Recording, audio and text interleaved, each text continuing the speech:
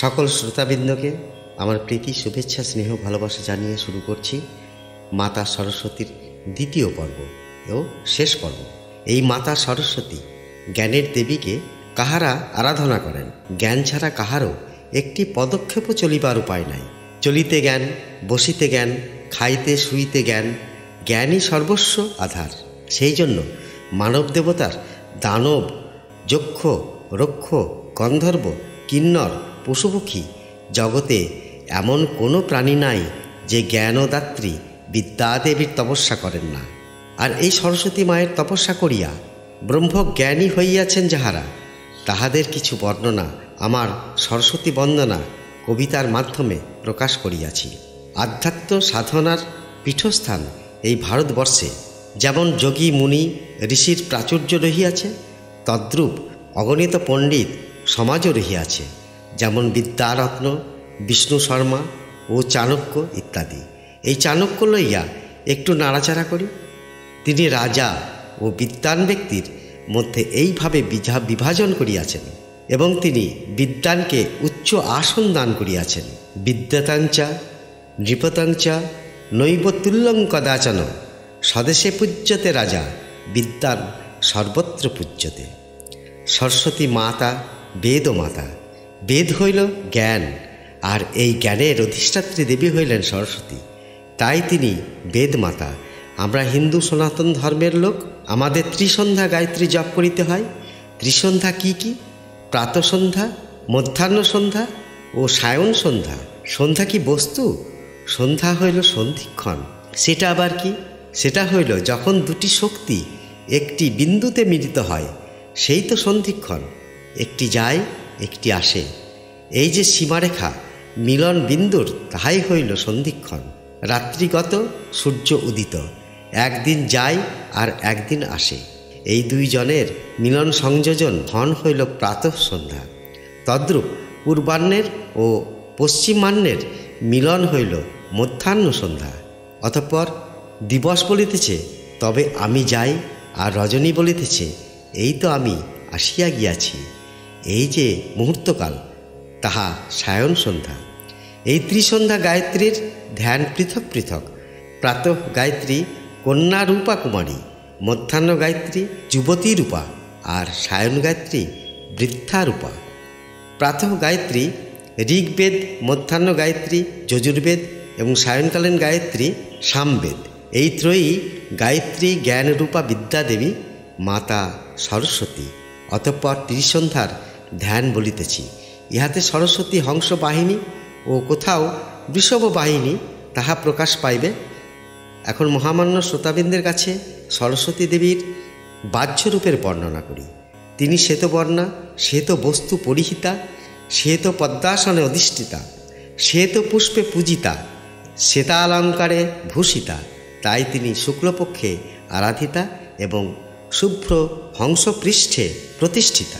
তিনি বিনা পানি, সর্ববিদ্যার অধিষ্ঠাত্রী, দেবী ব্রহ্মরূপা সনাতনী। এই হইল মায়ের বহিরাঙ্গ। আর মায়ের অন্তরঙ্গ ভাব কি? জ্ঞান শুভ্র পবিত্র শ্বেত জ্যোতিরূপা, যাহা সাধকের দ্বিতল পদ্মে কুটস্থ মধ্যে বিন্দুবৎ শুভ্র জ্যোতিরূপে দেখা যায়। তাই সরস্বতী মা আমার শ্বেতবর্ণা। এই শ্বেতবর্ণা জ্যোতি ক্ষণে আসে, ক্ষণে চলিয়া যায়, স্থায়ী হয় না। সাধকের সাধনা প্রাবল্যে এই জ্যোতি যখন স্থিরতা পায় বা স্থিরতা লাভ করে, তখন সাধক মহানন্দে আত্মহারা হইয়া যায়। সাধক তখন ব্রহ্মজ্ঞান লাভ করিতে চলিয়াছে। ইহজগতে ব্রহ্মজ্ঞানই হইল শ্রেষ্ঠ জ্ঞান, আর সব অজ্ঞান।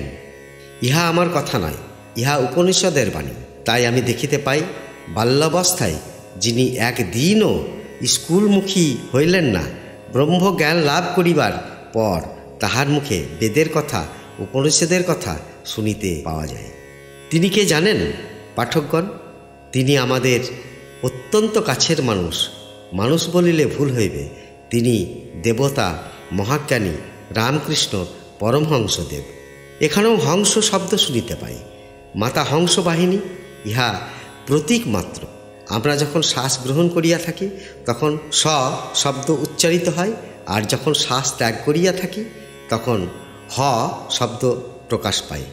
এই প্রক্রিয়া দ্বারা অর্থাৎ প্রাণায়ামের দ্বারা যখন মূলাধার পদস্থিত কুলকুণ্ডলিনী শক্তি, যাহা আমাদের জীবরূপী প্রাণশক্তি, যখন সহস্রার পদ্মে পরম শিবের সহিত মিলিত হয়, তখন সাধক ব্রহ্মজ্ঞানী হয়। ইহা হয় সৌহং মন্ত্রের দ্বারা। এই মন্ত্র সাধকের অজপা জপ। ইহা বলে সেই আমি। এই মন্ত্রটির উল্টাইয়া ধরিলে হয় হংস। তাই সরস্বতী ব্রহ্মজ্ঞান এই হংস মন্ত্রের উপরেই প্রতিষ্ঠিত। সেই জন্য বিদ্যাদেবী হংসবাহিনী। এখন গায়ত্রীর মধ্যাহ্নকালীন ধ্যান বলিতেছি। মাতা তুমি সাবিত্রী, তুমি গায়ত্রী, তুমি ব্রহ্মাপত্নী। সবিত্রীমণ্ডলে তোমার অবস্থান। তুমি সূর্যের অধিষ্ঠাত্রী দেবী, তুমি বিষ্ণুরূপা পালনকর্তা। জন্মলগ্ন হইতে মৃত্যুর আগে পর্যন্ত তুমি জীবের রক্ষক, ভরণপোষণ ও নিয়ন্ত্রক। তুমি প্রাণ ও শক্তি। গরুর পৃষ্ঠে তোমার অবস্থান, তাই তুমি সর্ববিপদ নাশিনী। প্রাতঃকালে তুমি ছিলে দ্বাদশ বর্ষীয়া অনুরা কন্যা। মধ্যাহ্নে তুমি নবযৌবনা। দ্বিতীয় বেদ যজুর্বেদে তোমার অধিকার। তুমি তখন পরিপক্ক জ্ঞানের আধার স্বরূপা। অতঃপর গায়ত্রীর সায়ংকালীন ধ্যান বলিতেছি। মাতা তুমি প্রাতঃকালে কুমারী, মধ্যাহ্নে যুবতী এবং সায়ংকালে বৃদ্ধা। মানব জীবন ও কৌমার্য যৌবন অতিক্রম করিয়া শেষ প্রান্তে বয়ঃপ্রাপ্ত হয়, বৃদ্ধত্ব আসে। জীবনের বহু অভিজ্ঞতা সঞ্চয় করিয়া বৃদ্ধ অবস্থায় জ্ঞান পরিপূর্ণতা লাভ করে। তাই তখন তিনি বয়োবৃদ্ধই নহ, তুমিই জ্ঞান বৃদ্ধা।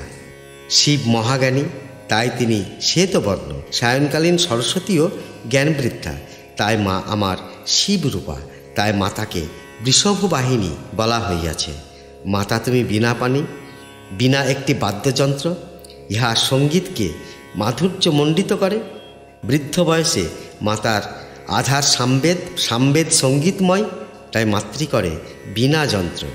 মাতা সরস্বতীর অপার করুণায় তাহার বন্দনা সঙ্গীত সমাপ্ত করিলাম। হে বীণাপাণি, বৃষভবাহিনী, ব্রহ্মজ্ঞান স্বরূপিণী, তোমার জয় হোক। জয় মা, জয় মা, জয় মা সরস্বতী।